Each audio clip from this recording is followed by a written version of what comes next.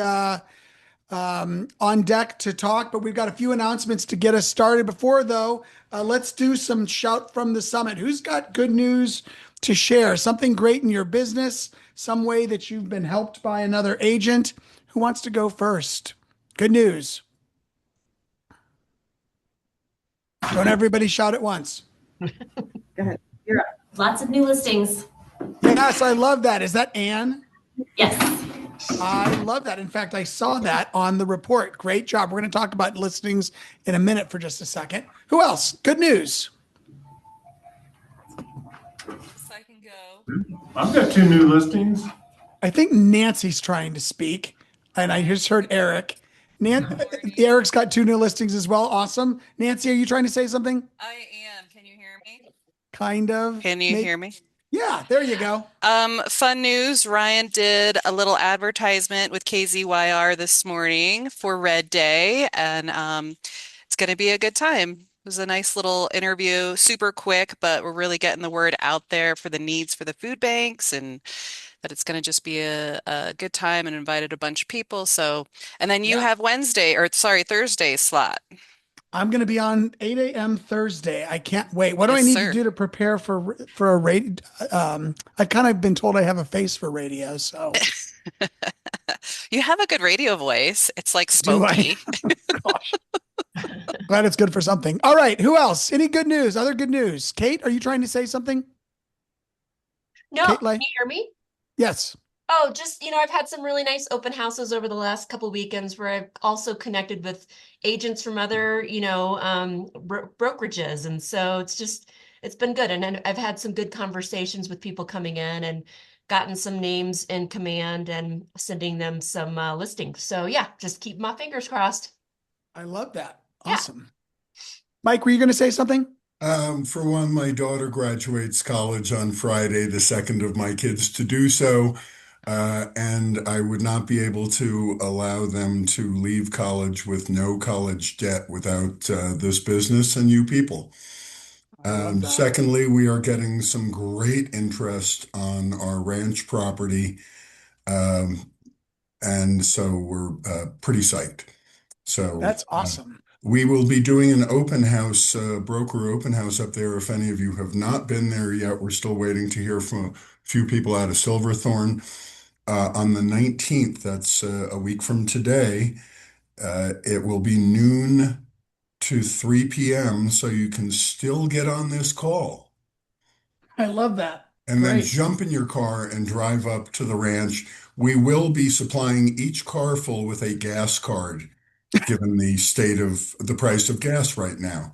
So a Awesome. few gallons in your tank, some food in your tummy, and it's the weather is supposed to be beautiful. It is paradise up there if you haven't been. Awesome. And just for those who don't know, this is a ranch of what size and what price point? This is 296 plus acres. We are at 17.5 million. This is a new construction between 2011, 2016. There are not only wells, 5 wells on the property operating, there are also reservoir stock shares attached. So water is huge. Swimming pool, music studio. There's an indoor pickleball court set up in the barn dominium or the toy barn right now. The vehicles, all of the furnishings, designer furnishings by Slifer, all included. The only exceptions are a couple of pieces of art and a desk. ATVs, tractor, a Jeep with a plow, everything you need to run it. Oh, I forgot about the pond. Yeah, I got forgot it. there are 4 shooting ranges from pistol and sporting clays to long rifle ranges, decks, a 25-foot yurt. Uh, it goes on and on. And you Love it. really have to see it. The pictures can't do it justice, as beautiful as they are. But you can always go on therockingemranchcolorado.com for the unbranded website. Send it to your favorite clients. Love it. Would you put that link in the chat so that someone might be able to cut and Absolutely. paste it? All right, let's move on with some quick announcements. There are in-person team meetings at Frisco and Edwards and on Zoom right after the lift today. Breakthrough 120 continues with accountability sessions Monday through Friday.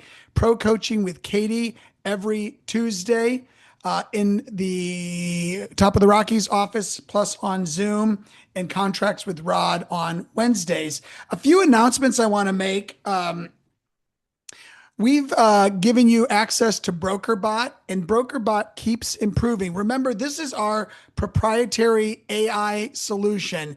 It has been trained with all of our contracts, all the documents that Eric and Will use to answer your questions. It is not perfect, but it has been trained, and now it integrates with Canva.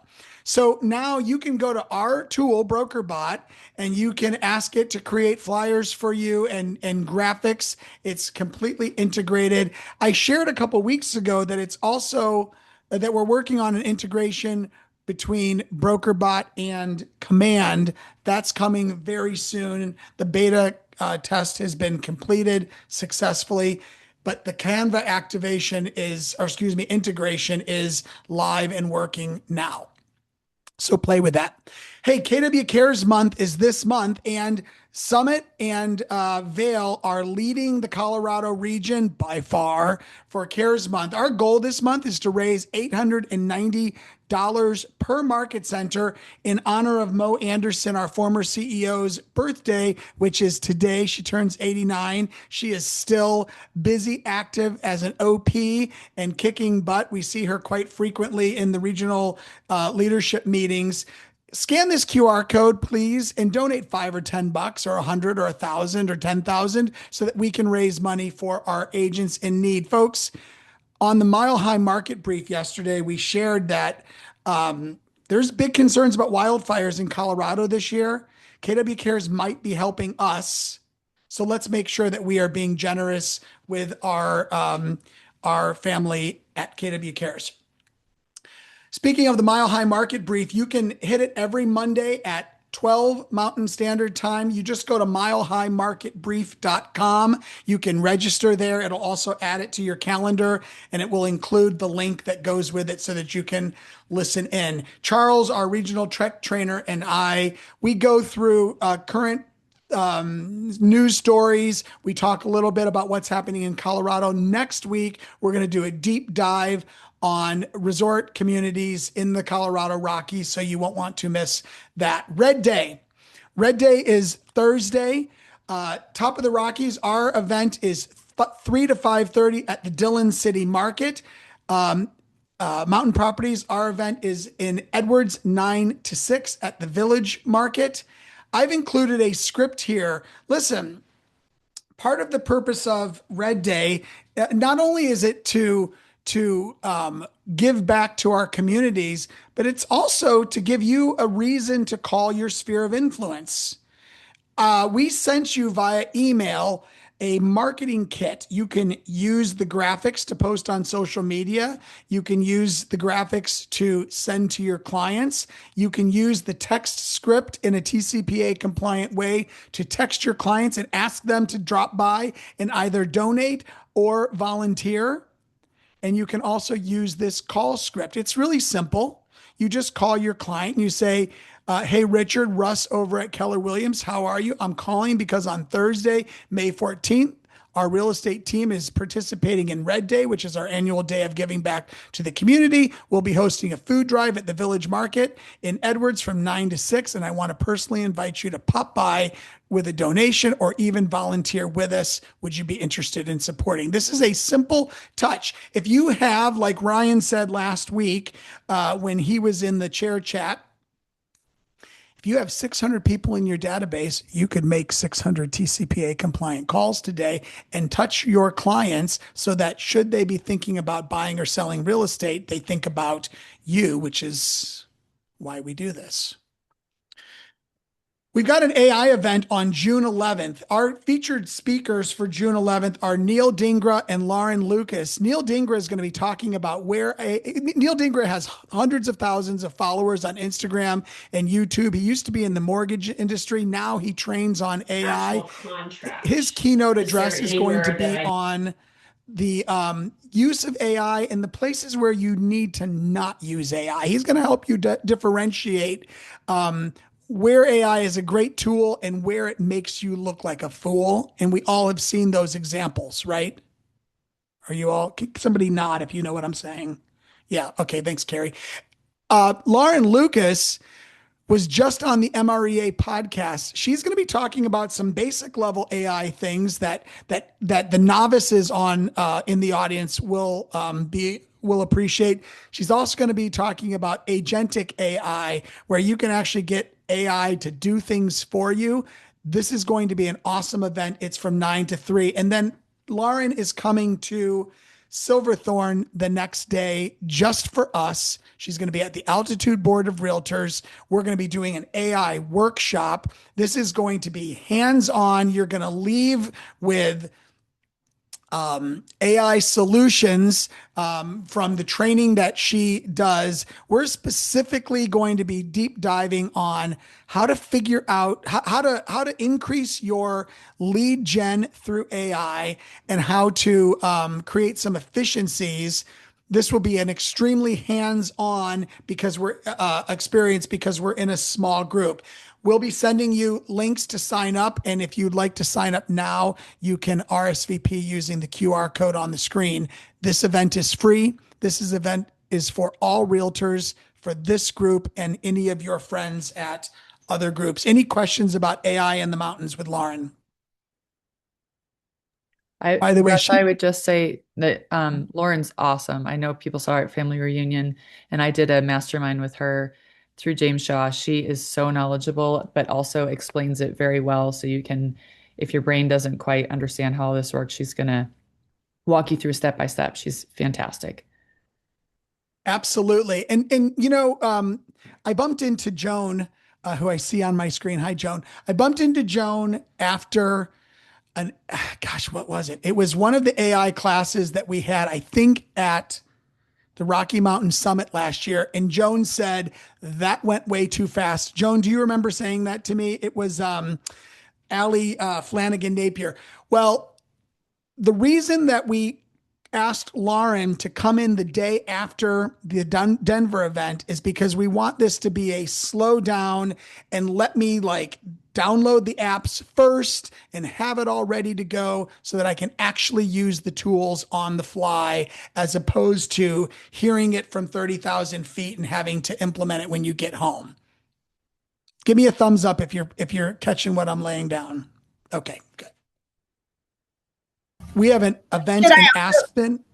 Can I also say something real quick about that? Please. If anybody in our ancillary communities wants to either make a little bit more of a weekend of it and stay Friday night or come up Thursday, we do have a discount code for the AC Marriott in Frisco. So I'm not on multiple devices here right now. If I can find the code, I'll either put it in the chat or else we'll get that sent out to you all. Get that code to me, Leslie, and I'll stick it in the newsletter for Friday too. Cool. Thanks. In-speaker luxury event in Aspen. This agenda that's on the screen is not going to be the agenda. Brady and I talked a couple days ago. We're going to do 3 hours for luxury pro people. We're going to break for lunch, and then we're going to do 3 hours for luxury pro and non-pro. Yeah. And guests. More details on the agenda coming soon. It's an all-day event if you're luxury pro. It's a half-day event if you're not luxury pro. I think it's going to be awesome. We're specifically tailoring the agenda for this Aspen edition. Skipping. Hey, I want to share with you guys a reality thing, and I don't want anybody to go negative on what I'm about to say. Can I get a thumbs up if you're going to choose to not be negative about what I'm about to say? Thank you, Scott, Mike, Carrie. All right, folks, we took 9 listings in Mountain Properties in April. We took 30 listings at Top of the Rockies that showed up in Altitude MLS. I am not counting Grand MLS. I'm not counting Estes Park. I'm not counting Greeley. The reason I'm showing just a selection of our 55 listings is I want you to see an apples to apples comparison, okay? The MLS in Vail took 112 listings, and the MLS in altitude took 505. Now, if you're playing along with me, that means that our market center mountain properties took about 10% of the listings in Vail. That's amazing. It's awesome. And top of the Rockies, we took like 7.5%, and that is awesome from a market share perspective. I love it. And more I hear that it's getting harder and harder and harder to take listings. And I just want to throw out to you something to chew on this week. There were 103 listings that somebody else took in Vail. And there were 475 listings that somebody else took in the altitude board, which means that while we had significant market share of what was taken, we also had a lot of at-bats that we didn't get.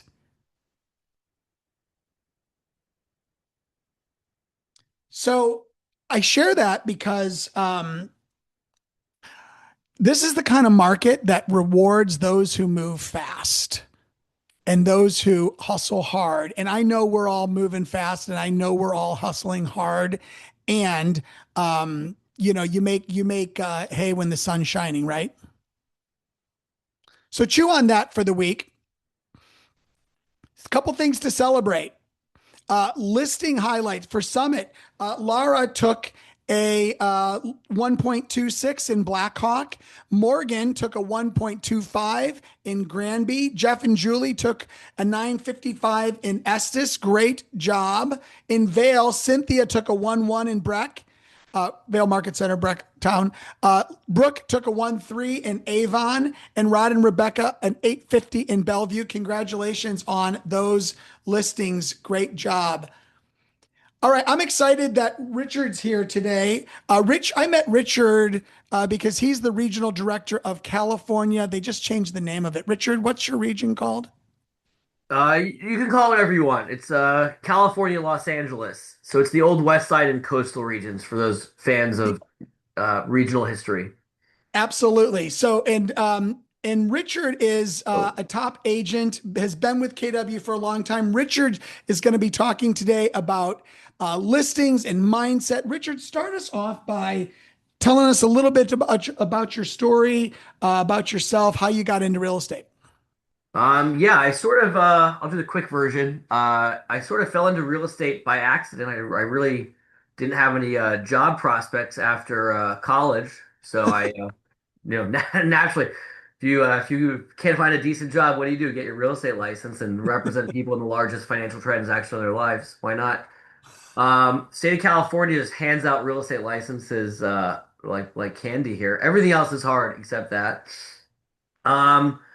The real quick version is I went to a major brokerage, and they had about 15 minutes of training a day. It took me about 9 months to sell my first house. I caught a little heater at the end of that year. I got Rookie of the Year.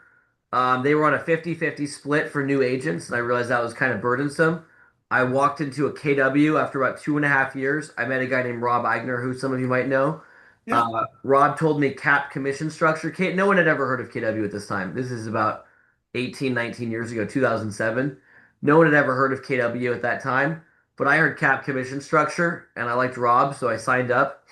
And I started doing all this training. And the real point of the story is, I was used to sort of this idea that we had 15 minutes of training a week, and the training was really good, but it was only how to not get sued. There was nothing else except how to not get sued. And I still remember like all that training because it was really like they were just super intense about if I don't care if you sell any real estate, you're not going to get us sued.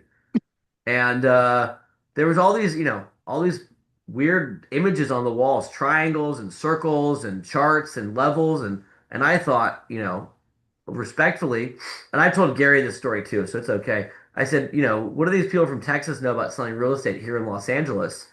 And anyways, long story short, one day Rob had an extra ticket to family reunion in 2008. I think it was in Anaheim. He gave it to me, and I went. I got kind of hooked on training, and so I've been kind of, that's the real evolution story. Is that once I jumped into the training, things really changed or accelerated for me. I did 51 deals myself, solo agent, 2008, selling REOs to people.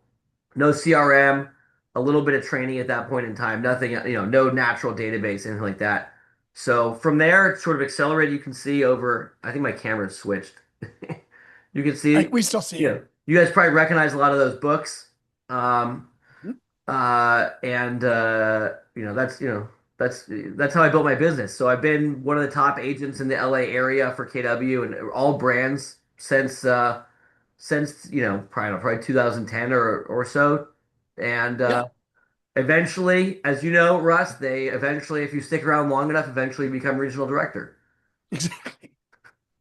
So looking back at your career, Richard, what were Yeah. some of the lessons, the biggest lessons that you learned early on? I like how you say it like my career is over. Like Yeah, I'm an 11th year running back. Um, you know, it's such an easy business, and I think we just try to spend so much time trying to make it a hard business, and it's really just an easy, I don't do anything special in my business. I wake up every morning before anyone else in my market center. I was in my market center yesterday at 8 a.m. I'm in my market center does billion and a half dollars a year in volume. I got yeah, there at 7:55, and people didn't start showing up to like nine something. yeah. I'm working, I'm prospecting my clients. I spend $0 on marketing for myself. Mhm. I spend a good amount of money on training for myself and my team, coaching and training. I got 6 coaching contracts for my agents. I've been to every family reunion since 2008 except for one. I've been to most of the mega camps, blah blah blah. I'm just heavy into training and activity, and I think everyone tries to find a way to not do those two things because they don't want to do them. And that's the whole job. Like everything else, well, look, I'm not going to tell you. You probably have some farm agents on the call. I'm not going to tell you being a farm agent is not a good thing, right?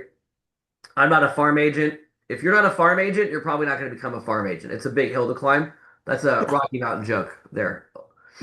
But look, you can make more money than you'll ever need to make in this business in just training and prospecting every day, and working with your coach or your leadership to figure out what those exact metrics are. Is it 10 contacts, 15, 20 contacts? Is it 2 appointments before two? Whatever your metrics are, figure out your metrics and stick to them and do it every day. And if you do that within a month, you'll be the only person doing it. So that's how you win business. So you did 51 homes mostly or properties, mostly REOs in '08. What does your year look like now? Like what did you do last year approximately? I can tell you exactly because I track my numbers because I run a business, Russ. Yep. Tell us exactly. I'm a little spicy this morning. I was woken up at like 6:30. A 4-year-old hit me in the face, so that's how my day Your one started. of yours? I think I don't know. I just shoved him off and started my day. Um, Last year we did 150 transactions for 205 million. That's one of our better years. We hit 305 in 22, and Yeah. we've been floating in that mid to high 100s for the last decade or so. In terms of units. Units and dollar volume. Uh-huh. So your average price point is right in the um, uh, million to million two, three range, something like that. We work with the common man. That's really important to us. We work Yeah. with the regular people. Yeah. For context, in your area, that's kind of an averagey house.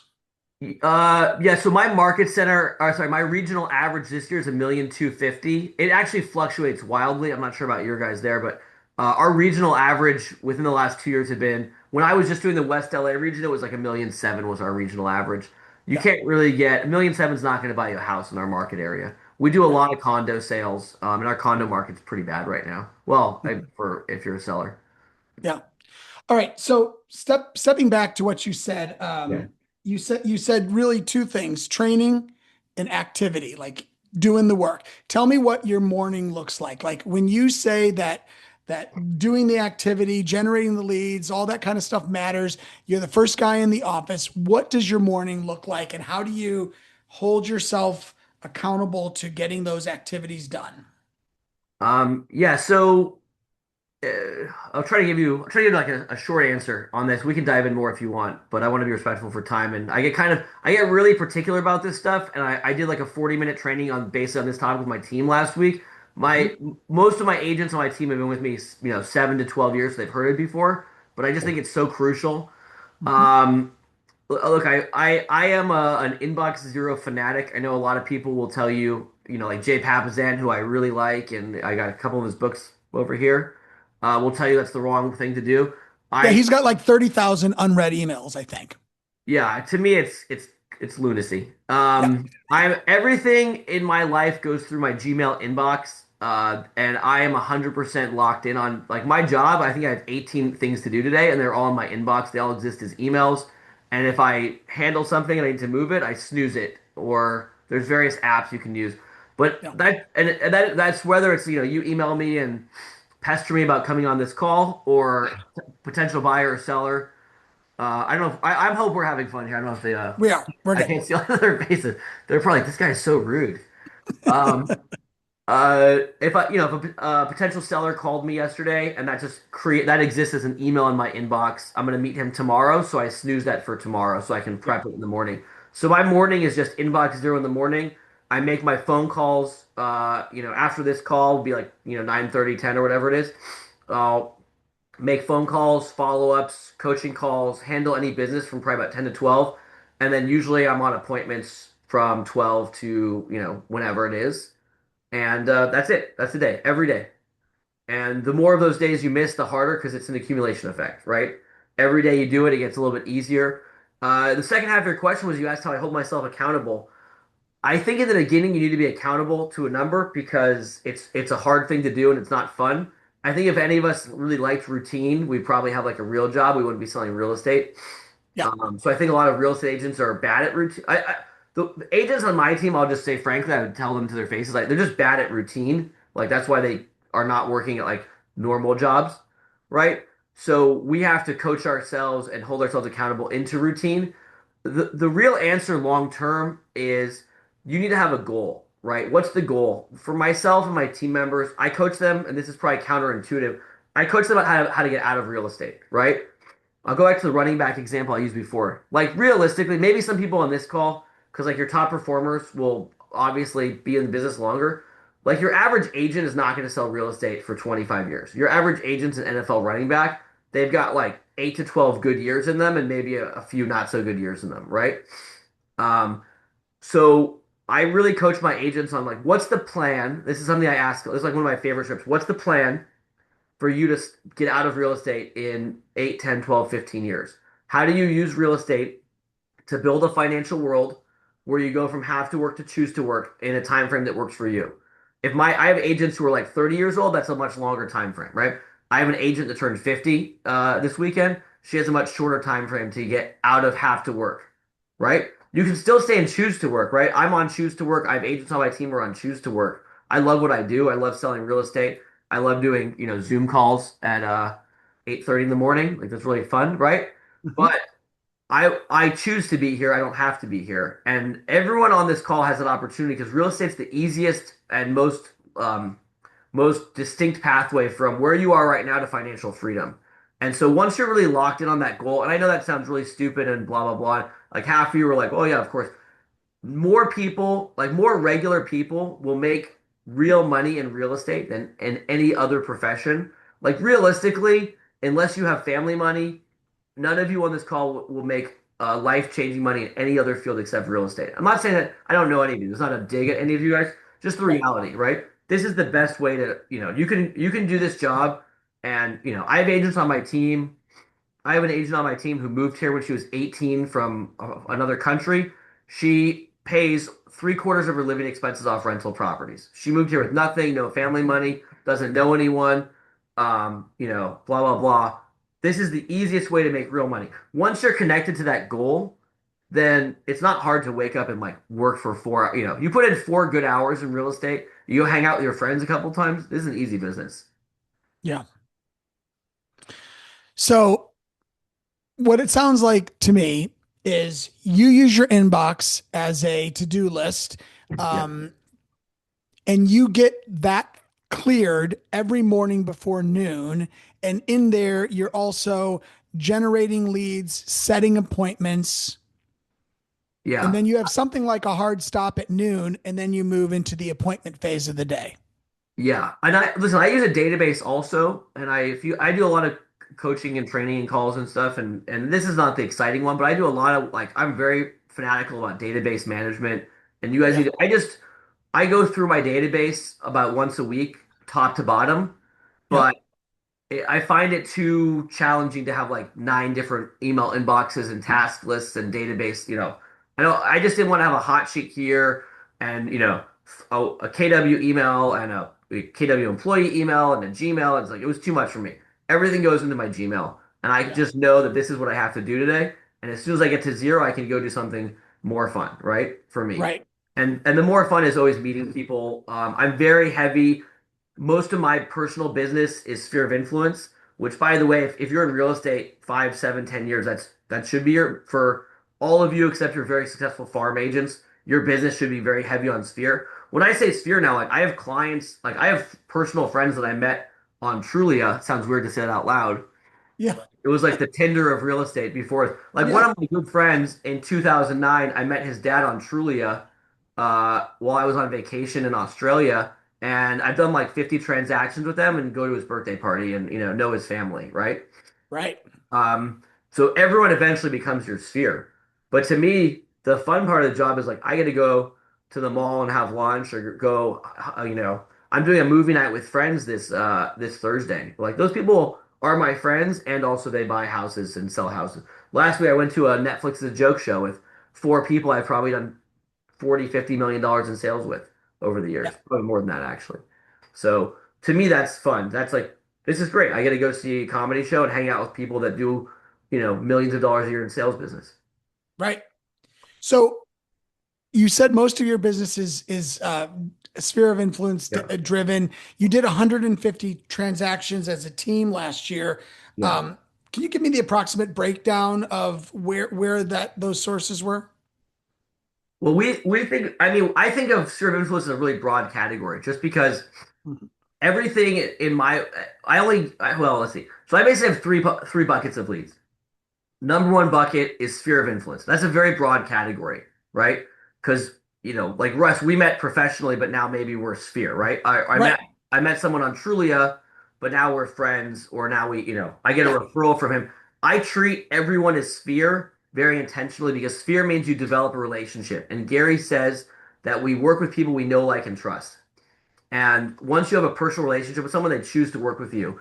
In fact, when we tell people, if I go on a listing appointment, who's your top agent on the call right now? Is it Scott? He looks good. Scott's a top agent. Yeah. Okay. Carrie is a top agent. I can't really see but a couple people. Okay. So I'll use Scott now. Scott looks like we'll have some, right? If I go on a listing appointment, I'm not worried about Scott, right? Scott's another good agent. I can beat Scott, right? No offense, Mhm. Scott. I'm sure you're wonderful. Who I'm worried about? I'm worried about Carrie. Oh, I was saying, I'm worried about you, Russ. You're the friend of the client, right? You're Yeah. what they call the unqualified friend of the client. So I lose more business to the Russes of the world than the Scotts, right? And the Right. lesson from that, listen, if Scott beats me heads up, like I just lost a $3 million listing yesterday I to the local farm team, right? In Mar Vista, it's a neighborhood, one neighborhood over for me, but they wanted like the guy, actually the girl that sells all the real estate there, right? Okay, I can't do anything about that, right? That's not the model of what I have. If I Yeah. lost to like I hired some idiot named Russ because it's my brother's wife or something like that, that bothers me. So I treat Yeah. everyone like sphere because I want to win those deals because I'm not the farm guy. If I lose to the farm guy, farm girl, then okay, no big deal. That's not the pathway I've chosen for my business. I don't want to lose to the Russes of the world. So Right. I treat everyone as sphere. I go to lunch, I go to coffee. I just do things socially with people, and I'm really out there in the world. Yeah. It's really important about treating everyone like your sphere. The other buckets, I will admit, I have a Zillow Flex account. Zillow Flex account is close to zero profit on the front end. It's great if you want to scale a team or build a team. And we do get a lot of sort of like leftover business from Zillow once we expire out of contracts with them. We can talk more about that or not if you want. I don't know what you guys have in your market, but that's a decent chunk of our business. And then the last chunk, probably 20-ish% if I had to guess, maybe a little bit less, is basically cold business, right? The client goes out there on ChatGPT, which has actually been really big for us here, and who's a top agent in West LA, and we'll pop up there. The problem with those leads now, those leads used to be pretty good because I would go on an appointment, it'd be like me versus Russ and Scott, and that's okay. I can go 40, 50%. ChatGPT and similar now are giving out like 5 names at once. So at first I got my first ChatGPT call and I thought, God, I'm done it. I've got all the cookies out there on the internet. I'm just gonna start printing money. And when I found out if you're going on ChatGPT or Gemini to find an agent, guess who they're interviewing? They're interviewing Scott. They're interviewing Carrie. Mike Christenberry, he's great. We all know him. That's all the names that I can see on my screen right now. And Russ. So now it's Yeah. me versus 3 top agents and the friend. And it's like, this is, it's terrible. So, In other words, the people that are searching that way they're not going with the first agent they talk to. They're going to talk to all those people, and then you're constantly in a competitive situation. Is that what you're saying? yeah, I've probably done 10 Gemini Chat GPT listing appointments the last 2, 3 months. And I think I've gotten maybe 3 out of 10 if I had to guess. Yeah. By the way, I also like got a cold lead to direct to my website and I signed it like basically on the spot. I got a phone call 2 nights ago for 3 listings and I had it signed within an hour off a 5-minute inbound phone call. Yeah. Right. My point being is that it's nothing's the panacea that's going to get you out of like, yes, AI is important. I got at least 2 deals out of it, maybe more. I've got some things in the pipeline. The easier business is still your friends and family and your repeats and your referrals. So Yeah. don't like go to the class. I forget the woman's name. We've talked to her, Lauren Lucas, I think it is. Lauren Lucas. Listen Yeah. to both of her podcasts. We're working on bringing her out to our region. She's great. That's great stuff. Nothing is ever going to be better than going at like calling your clients, calling your sphere. Everyone's your sphere, and just meet it. Just go take someone to lunch. Something I won't do now because it's your call, but maybe you want to do later or something. Is whenever I start a training, I do like an hour and a half training, and I just say everyone just text 5 people and ask them to go to coffee. I say, okay, we've got 29 people on the call, plus we got some watch, we got 40, 50 people watch. If everyone here, as soon as the call is over, just text 5 people for coffee, we're going to send out like 200, 250 appointment-based texts. Someone will get a deal directly out of that. It's just like simple math. So that's better than anything that ChatGPT will do for you. I agree 100%. But don't have Lauren Lucas like surprise ambush me on this call right now because she'll probably convince me I'm wrong. Yeah. I think she'll probably tell you you're right because she's a smart business person selling hundreds of homes a year as well. And we all know that at the core, your sphere is always the best place for business. It's also always the best economically. Yeah. Yeah. No referral fees. Yeah. You're less likely to, go on an appointment and have to call 42 times to find out they hired someone else. Yeah. Yeah, for sure. Close us out talking about motivation a little bit. Like, how does motivation, when you look at new agents on your team or new agents in the industry or in your region, how do you motivate? How do you get people motivated to think big and do big things in real estate? Well, I love it. It's a trick question. I appreciate you asking. As you know, Maps tells us, and I believe, listen, I sorry to be a little, this is just how I am. I'm sorry, guys. Yeah. I warned them about you, so don't worry. I could do a whole nother class called like dumb things I've done over the years building a team. That would be a great class. I used to think you could hire someone and they would just work. And I've had people on the team that ended up sleeping on couches and I had to evict one of my own agents from one of my properties and all sorts of stuff. And you just look at people and they say all the right things, right? You look at Scott, you're just like dead center for me. Sorry. If I ever get a referral for Colorado, Scott, it's going to you. Estes Park. Yeah. If I ever have an Estes Park referral, I'll. That's where the Shining is, right? That's right. Yeah, I've been there. I had these people. I don't mean like one. I mean like several. And you meet these people like I want to be rich. I want to serve, and they say all the right things, but the activity doesn't match. I don't think you can motivate people. I think you get people who are just they have whatever the natural attributes are to succeed, and it's not one profile. If you looked at my agents, I've got like a whole the whole world of agents. Like I've got super A high motivated agents. I've got SC agents that couldn't talk to a stranger if their life depended on it.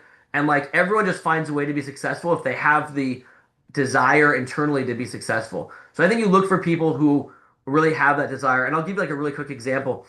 We hired this guy one time and we were kind of on the fence about hiring him because like just, he's not a salesperson. He's just kind of like not that interesting of a guy, blah, blah, blah.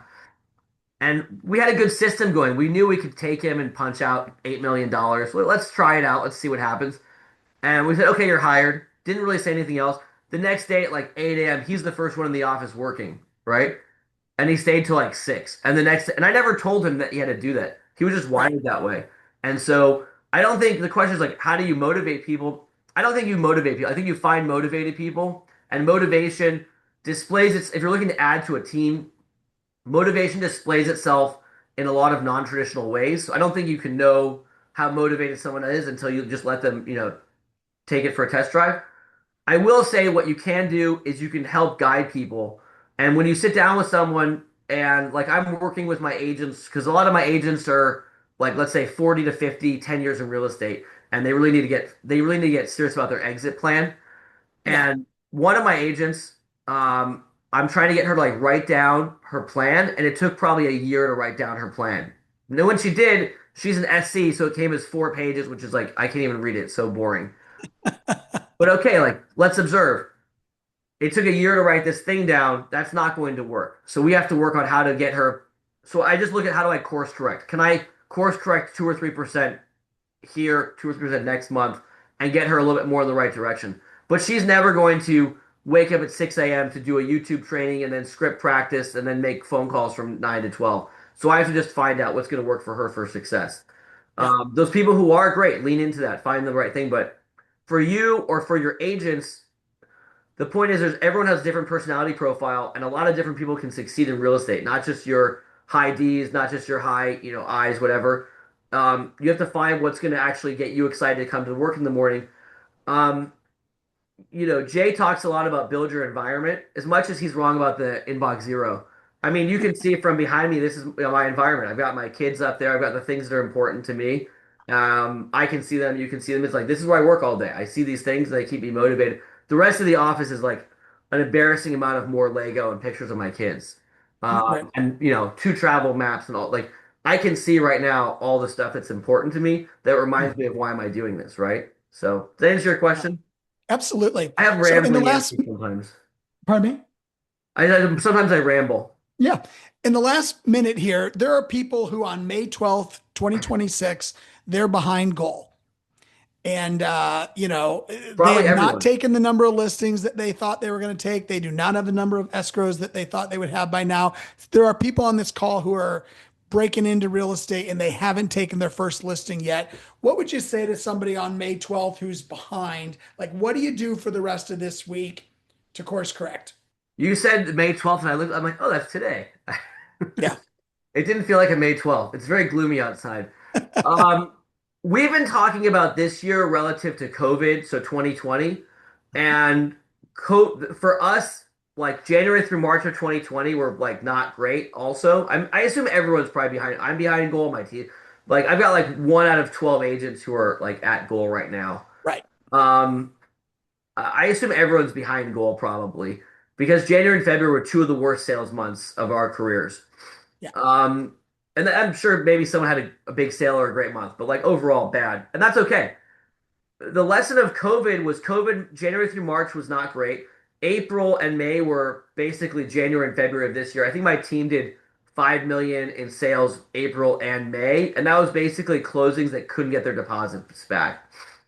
And I forget June, but July of 2020, I mean, this is like, we're still like, fully like, virtual showings, the works. And guess what? July, I don't have the numbers, but July was a really good month, like really, really good. And August was really good. And then 2020, I believe, I'd have to look, was one of my best years ever, despite taking basically a zero for 2 months. Right. So, look, I would have rather January and February been great months, but March and April have been solid months. May is going to be solid. June looks to be pretty good. Like, you can go out there and catch up on your year. Here's the thing about real estate.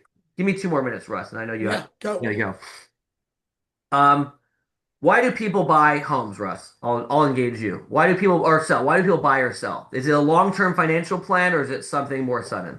It's usually some sort of life change in their Yeah. world. And so we do like all the D's, right? Like death, divorce, dissolution, diamonds, diapers. Diapers. Yeah, I get all of them. Like basically something goes sideways in your life, maybe positive, usually negative, and you have to buy or sell a home, right? Yeah. Most of my clients have to buy because they inherit a property, they have divorce, financial, blah blah blah, whatever it is. You get it. Those people, if they didn't buy or sell a home in January, February because things were a little wonky out there, that need accumulates, right?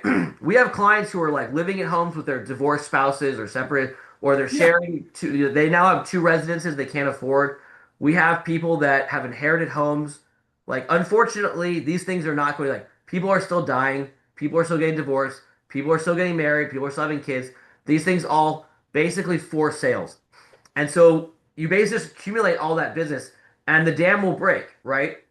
At some point, maybe it's July or August, a bunch of people who didn't buy or sell a home in January, February are going to have to buy or sell a home. Now, are we going to have 6.5 million home sales like in 2020, 21, 22? Oh, no, of course not. But we also don't have a 1.6 million realtors anymore. We probably have 500,000 working realtors in the country right now. And there's more business right now per agent than there was then. So you guys are all fine. What should you do right now? Listen, my personal philosophy is everyone on this call should look at take out your phone and just go A through Z through your phone and invite people to coffee, right? And if you have 200 people on your phone, or if I don't know how many people you have on your phone, but just that's the whole job. Just do that. Just do 2 coffee dates a day for a month for the rest of May. If it doesn't work back, we'll refund your money on the whole program, okay? You get a free ticket for June's call. We got we got someone much better and more polished coming on. But just do that. If you're not where you want to be, just go make coffee dates. I did this for the first time in Oregon with a market center there, with a few market centers there years ago, and we had no idea what would happen. And a woman named Laura Gelat, who you may know, who's got like 30% market share in Lebanon, Oregon, which is a real place actually. It's the Estes Park of Oregon, actually, is what they say. She raises her hand after like an hour. She's like, I have 60 appointments for the next 5 weeks. Can I stop now? We're like, yeah, that's probably good. So like, just go make coffee dates with people.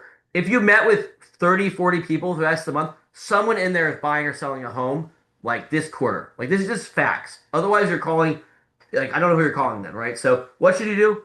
Hang up the call, you have a coffee, reset, check your inbox, and then just go text 10 people and invite them to coffee. This is a simple business. Real estate's a contact sport. There you go. Got to be in contact. All right. Thank you so much, Richard. We appreciate you being here today. Thank you. Yeah. Thank you to Scott for And thanks, Scott. involuntarily. Hey, folks, next week, Brandy Lobker, she's a top agent out of Longboat Key, luxury agent, sells, I don't know how many houses a year, but does a heavy luxury business. You don't want to miss it. See you next week. Thanks again, Richard. Take care, everybody.